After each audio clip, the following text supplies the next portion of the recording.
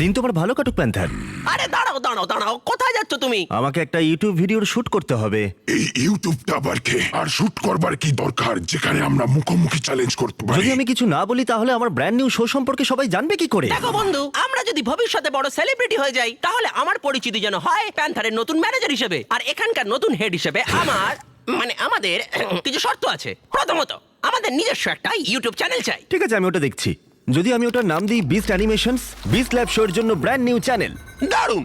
এছাড়া প্যান্থার আর আমাকে যেন প্রতিটা শুটে মেকআপ দেওয়া হয়।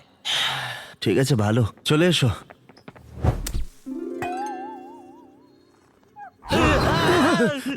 এই দেখে সাবধানে।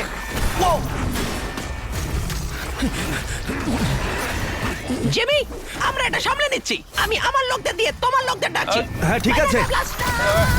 ও মাই গড, নিজের খেয়াল রেখো। ঠিক